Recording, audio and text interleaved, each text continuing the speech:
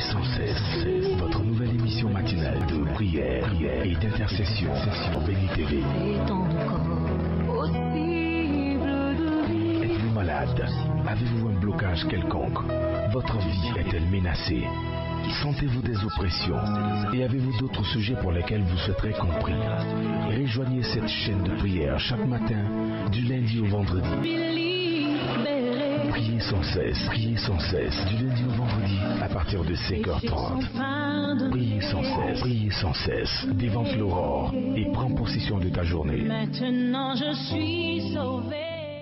Bonjour très chers amis, c'est avec un grand plaisir que je vous retrouve sur la plateforme de Prier sans cesse. Nous sommes à 5h30 du matin en Côte d'Ivoire et 6h30 au Cameroun, au Gabon et partout. Vous avez une heure de plus que nous. Que la grâce du Seigneur vous soit communiquée en grande quantité et que la faveur du Seigneur ne vous manque point.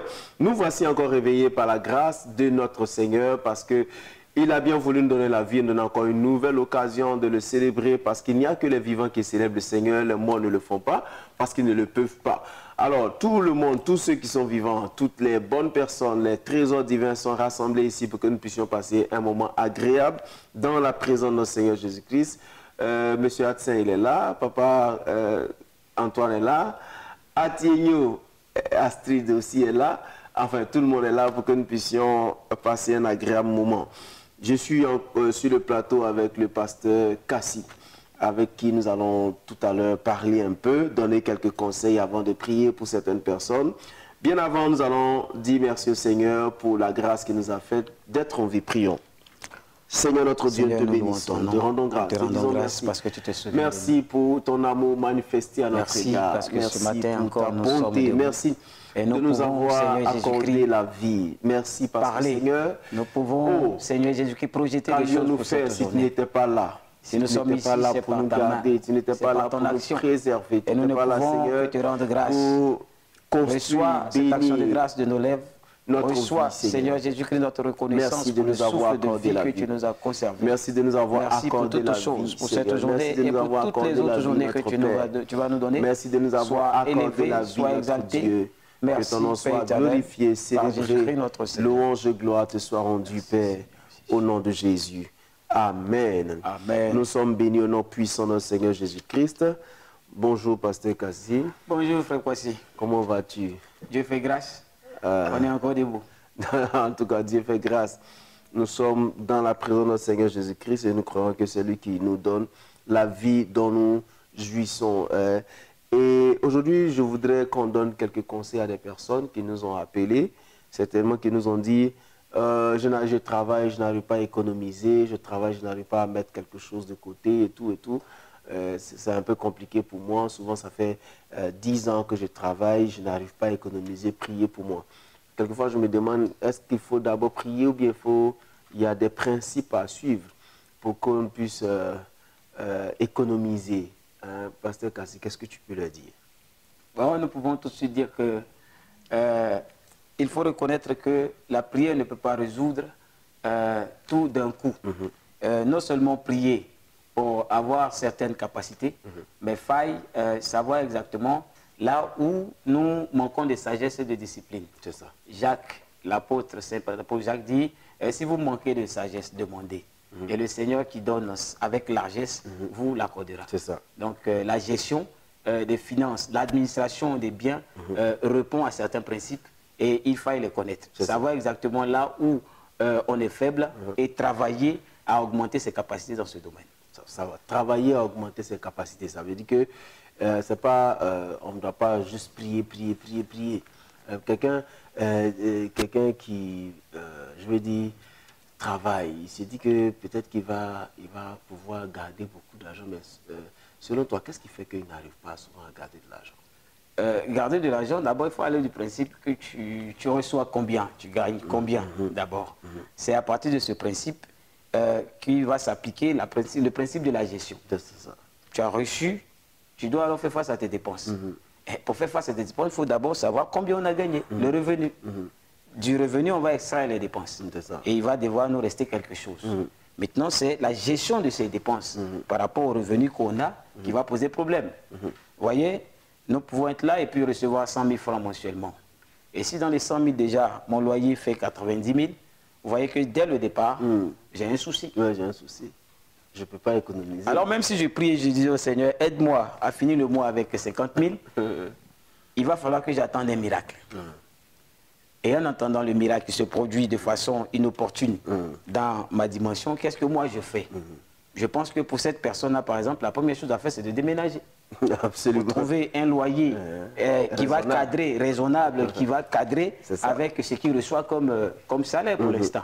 Et c'est en faisant ces efforts de diminuer ses dépenses, ses postes de charge, que l'individu montre à Dieu qu'il est prêt à aller de l'avant. C'est ça. La sémence est donnée au semeur, mais si le principe même de la sémence n'est pas respecté, vous voyez, ce qu'on donne, c'est un revenu.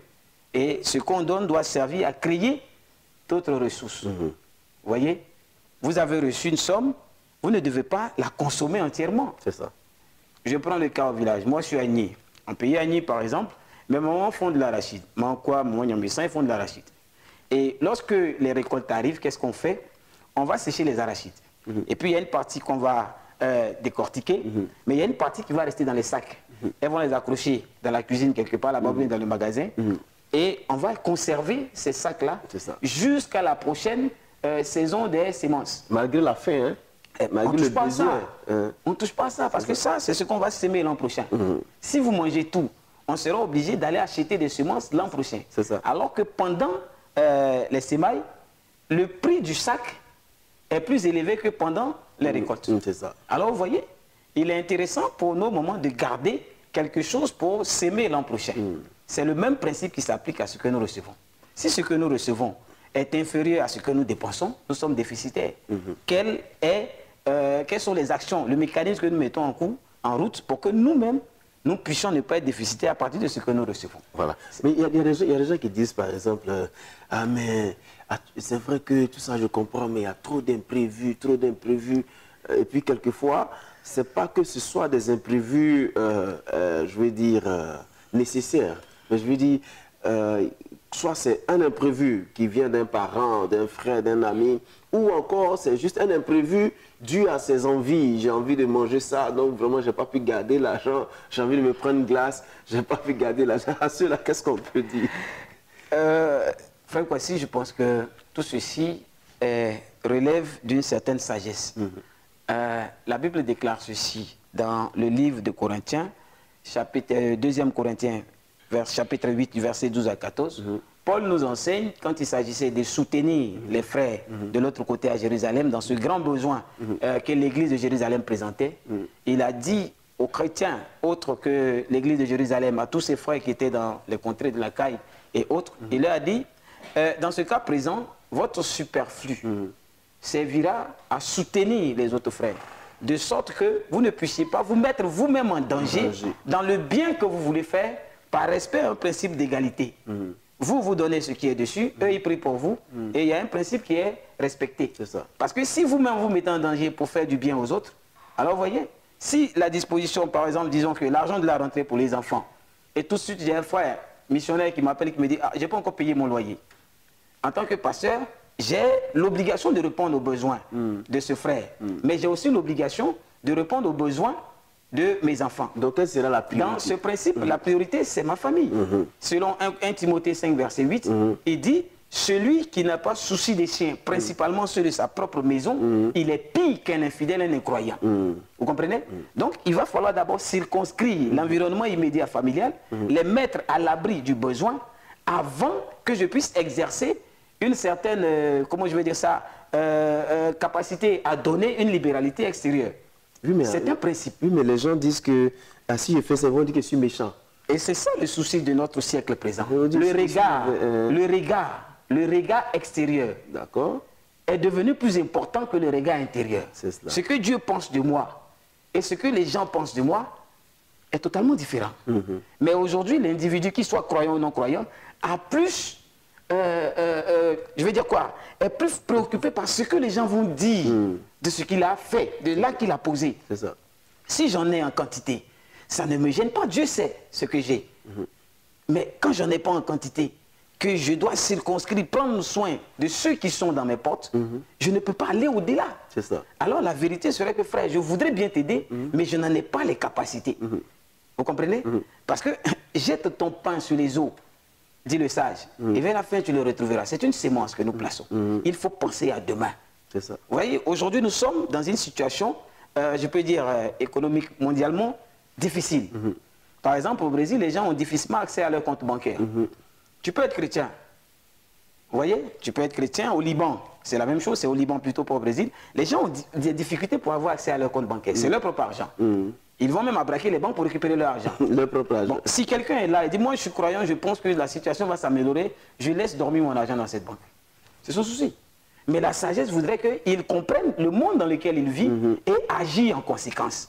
Nous sommes dans un monde qui a tellement de besoins extérieurs que si nous voulons satisfaire tous nos besoins extérieurs, nous nous mettons en danger. Absolument. Et les gens aujourd'hui ont envie de tellement tout acheter, tout avoir, tout. Est-ce que c'est nécessaire de tout avoir? C'est la société de consommation, c'est ce que notre télévision du monde nous produit.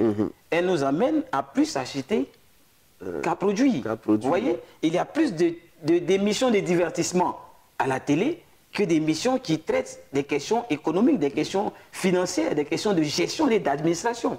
Et même aujourd'hui, dans l'Église, c'est difficile parfois de mettre en route des programmes où nous allons enseigner aux gens comment gérer le peu qu'ils ont, et aux pasteurs comment gérer, administrer.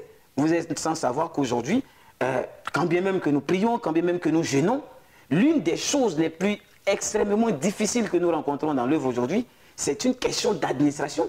Absolument, absolument. C'est une question d'administration et de gestion des biens de Dieu. Oui, mais les gens aujourd'hui, tout est spirituel. Hein. On a prié, on a jeûné. Et puis, quand ça ne marche pas, on dit c'est le diable qui nous attaque. Ça, ce sont les attaques du diable. Alors, on va passer le temps pour en parler. Juste dire qu'il y a des principes. Le pasteur a dit tout à l'heure, il faut développer vos capacités dans ce que vous ne connaissez pas. Et cherchez vos priorités. Essayez de savoir comment est-ce que vous pouvez vous priver, vous empêcher même de dépenser plus que ce que vous avez et surtout prévoir l'avenir. C'est une chose importante.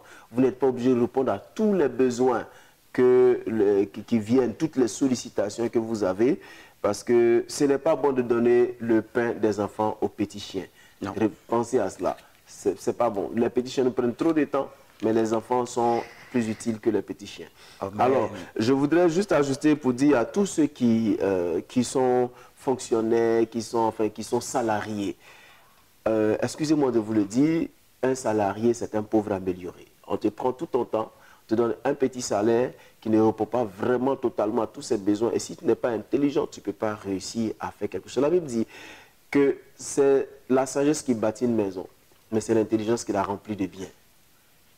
Cherchons l'intelligence pour remplir de biens. Et quand on vient dans une entreprise, je l'ai déjà dit quelque part, on ne vient pas pour de l'argent. On vient pour deux choses. Pour se développer et réaliser ses projets de vie. Et l'argent viendra pour nous aider, pour nous pousser vers la réalisation des projets de vie. Si tu n'as rien dans la tête, tu vas dépenser ton argent dans rien. Et finalement, tu n'auras rien. Chers frères, qu'est-ce qu'on peut dire en conclusion? Hein, en conclusion, moi je voudrais parler à nos frères en Christ qui sont avec nous.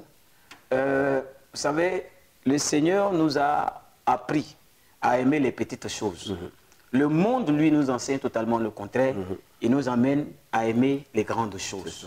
Vous voyez, j'aime cette expression qui est commune à la Côte d'Ivoire. On dit « Gaou vient à l'aise ». Vous savez, celui qui préfère, celui qui n'a pas de grande valeur, dépense moins, mais celui qui aspire aux grandes choses du siècle présent se mettra forcément en danger. Tu veux une belle maison, tu vas te mettre en danger. Tu veux de beaux costumes, tu vas te mettre en danger. Tu veux de belles chaussures, tu vas forcément te mettre en danger. Surtout si tu veux le iPhone 14, tu vas te mettre en danger. Si tu n'as pas les moyens de te les offrir. Même tu as les moyens de t'offrir ces choses, souviens-toi qu'en tant que chrétien, il y a des gens qui sont dans un besoin extrême. Et que par exemple, ce iPhone 14 que tu veux pourrait servir à bâtir une église quelque part, pourrait servir à soutenir un frère quelque part. Et le frère aussi qui est de humble condition, qui ne s'en enfonce pas, mais qui cherche les moyens de vivre humblement. D'abord, et quand tu as maîtrisé ta surface humble dans laquelle tu vis, tu peux maintenant aspirer au niveau supérieur. Mais quand tu n'as même pas les moyens de subvenir aux besoins immédiats et que tu rêves déjà d'un château, alors de là vient la difficulté. Oui, mais c'est la foi. C'est la foi.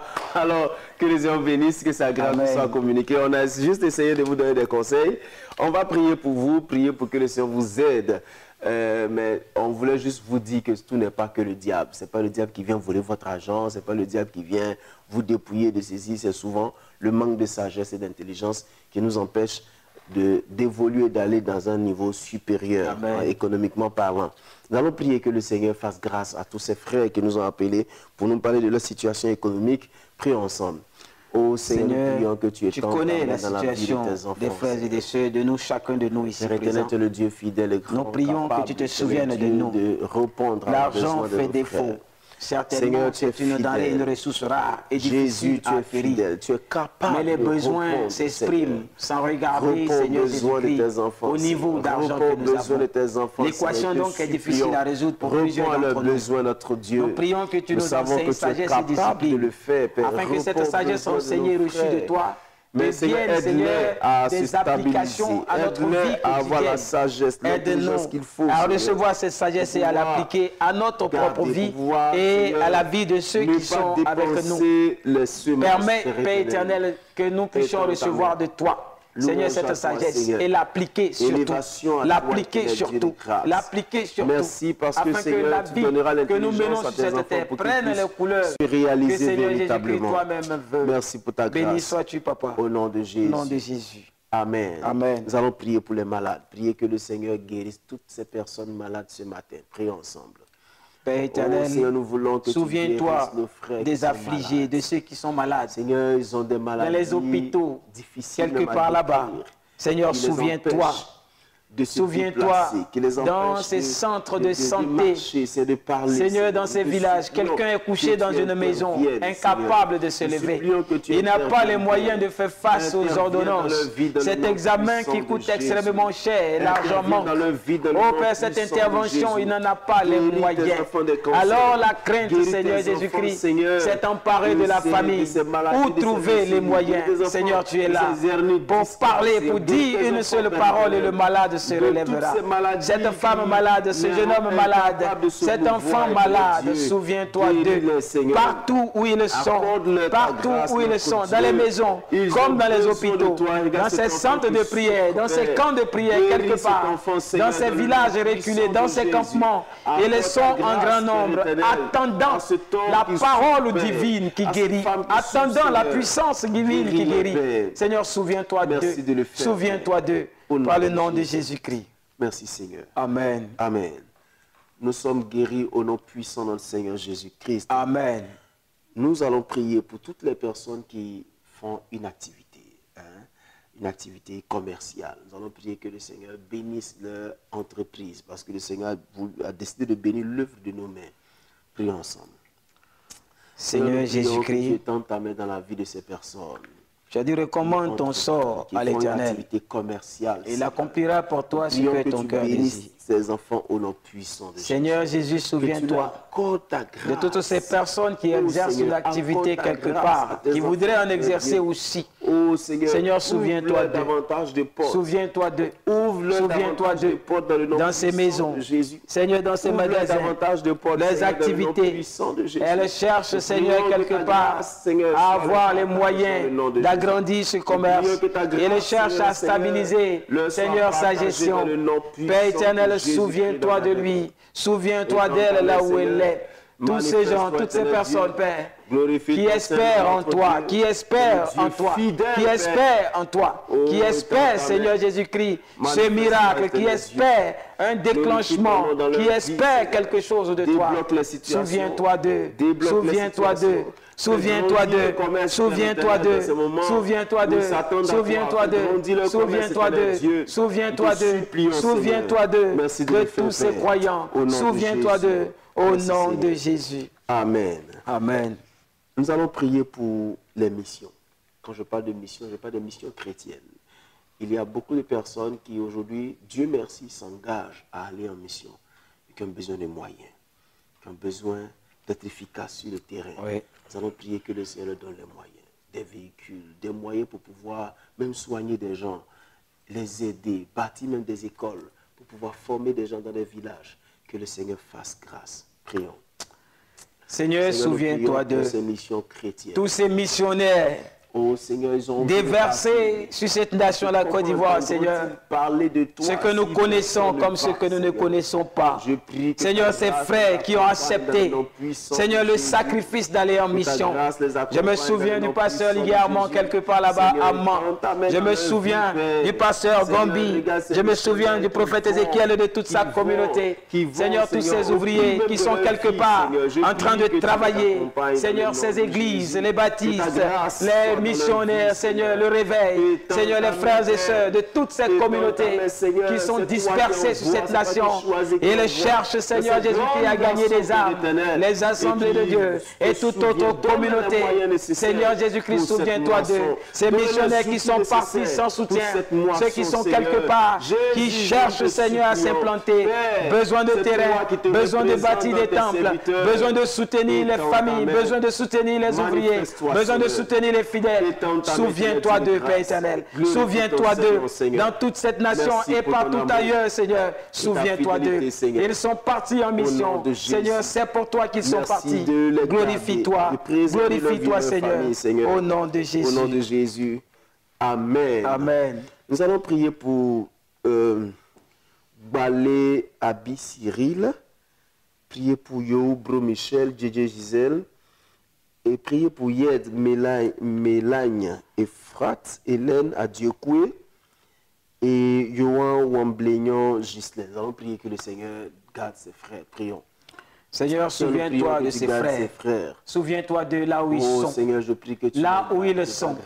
Dis une parole et ils recevront de toi ce qui les attend. Nous l'espérons. Bénis-les. Tu connais les mieux que moi. Tu les connais, Seigneur. Tu les connais mieux que nous. Seigneur Jésus-Christ, souviens-toi d'eux. Souviens-toi d'eux. Souviens-toi de là où ils sont. Là où ils sont, Père éternel, souviens-toi d'eux. Là où ils sont, Seigneur. Ils espèrent quelque chose de toi. Ils attendent quelque chose de toi. C'est pourquoi ce matin, nous élevons la voix vers toi. Et nous disons, Papa, souviens-toi de tes enfants. Souviens-toi de tes enfants. Souviens-toi de tes enfants. Souviens-toi de tes enfants. Tu as dit jusqu'à présent, vous n'avez rien demandé. Demandez et vous recevrez, afin que votre joie soit parfaite. Souviens-toi de Papa. Souviens-toi de. Au nom de Jésus. Au nom de Jésus. Nous allons prier pour la journée. Que le Seigneur nous accompagne durant toute cette journée. Prions. Seigneur, que cette journée encore, que tu nous as donné de voir, soit sous ta puissance et ton contrôle. Seigneur, tes enfants là où nous sommes, là où ils sont, souviens-toi d'eux. Dans leurs déplacements, dans les véhicules, en commun comme particulier. Seigneur, souviens-toi d'eux. Ceux qui marchent, ceux qui vont à pied, simplement, souviens-toi d'eux. Père éternel, ceux qui demeurent à la maison, souviens-toi d'eux. Seigneur, que cette journée soit une journée de témoignage, une journée où tu leur apportes, Seigneur, des réponses, une journée où tu les connectes davantage à toi, une journée où notre adoration prend, Seigneur Jésus-Christ, de la hauteur, une journée où nous plongeons dans les eaux profondes avec toi, une journée où tu te montres, Seigneur, et tu scelles tes ordonnances à nos cœurs. Une journée où nous nous détachons davantage du monde pour nous accrocher à toi. Seigneur, fais-le au nom de Jésus. Amen. Amen. Nous sommes bénis au nom de notre Seigneur Jésus-Christ. Amen. Si vous venez de nous prendre en marche, nous avons essayé juste de donner des conseils pour tous ceux qui nous ont appelés pour dire qu'ils ont du mal à économiser, tout ça. On n'a pas donné tous les conseils, on a essayé d'énumérer quelques éléments pour vous aider à prendre conscience, à faire la part des choses entre l'utile et l'agréable, entre le prioritaire et le secondaire. Faites un effort pour pouvoir le faire, faites le sacrifice de le faire parce que finalement, quel est le bonheur que vous allez tirer de travailler pendant 30 années de vie et de ne pas pouvoir réaliser quelque chose. Pensez à demain, vous pouvez faire les sacrifices qu'il faut pour le faire. Vous avez des enfants, vous avez de la famille, prenez soin de vos familles et nous ne sommes pas obligés de tout nous offrir parce que juste on a envie de le faire. Prenez soin de vous et de votre cœur et le Seigneur vous aidera à avoir l'intelligence nécessaire. Souvenez-vous que ce n'est pas la sagesse qu'on bâtit une maison, mais ce n'est pas l'intelligence qu'on la remplit de bien. Avec votre intelligence, vous allez remplir votre maison de bien. Vous voulez restez en contact avec nous. Vous voulez avoir plus de conseils en ce qui concerne vos différentes préoccupations. Nos numéros s'affichent sur votre écran. Plus 225 07 78 37 52 78. victianakwasi@yahoo.fr ou encore notre page Facebook Prier sans cesse. Ou tout simplement, écrivez-nous sur WhatsApp. Nous serons là pour vous répondre à vos préoccupations. Écrivez vos noms, vos adresses, enfin votre nom, vos sujets de prière, votre localité, pour que nous puissions savoir que vous nous appelez d'ici et de là. Et comme ça, ça nous fera plaisir de savoir que vous nous suivez de partout. Je veux dire un grand bonjour à tous nos frères qui sont au Gabon et aussi au Tchad. Que la grâce du Seigneur vous soit communiquée en grande quantité là où vous êtes. Et n'oubliez pas, la parole de Dieu, n'oubliez pas. Voilà. Au-delà de tout ce que nous disons, n'oubliez pas. Que ce livre de la loi ne s'éloigne pas de ta bouche, médite le jour et nuit. D'abord, tu le médites jour et nuit afin d'agir fidèlement selon ce qui est écrit. C'est alors que tu auras du succès. C'est alors que tu réussiras dans toutes tes entreprises. Voilà. Si tu veux réussir dans tes entreprises, c'est bon d'écouter des pasteurs, c'est mieux d'écouter la Bible. C'est mieux de te jeter dans la parole du Seigneur, t'éloignant de tous les discours que tu ne maîtrises pas, dont tu n'as pas la maîtrise. Et puis dire à Dieu, Seigneur, je veux t'écouter, parle-moi, dis-moi quelque chose et tu verras que le Seigneur te chuchotera une parole, une pensée qui va t'orienter, te donner l'éclairage qu'il faut. Que Dieu te bénisse, que sa grâce t'accompagne durant toute cette journée. Garde le sourire et la foi parce que le Seigneur t'aime beaucoup plus que tu ne l'imagines. À bientôt pour une nouvelle rencontre. Amen. Priez sans cesse. Votre nouvelle émission matinale de prière et d'intercession. Béni TV. Êtes-vous malade? Avez-vous un blocage quelconque? Votre vie est-elle menacée? Sentez-vous des oppressions? Et avez-vous d'autres sujets pour lesquels vous souhaiterez compris?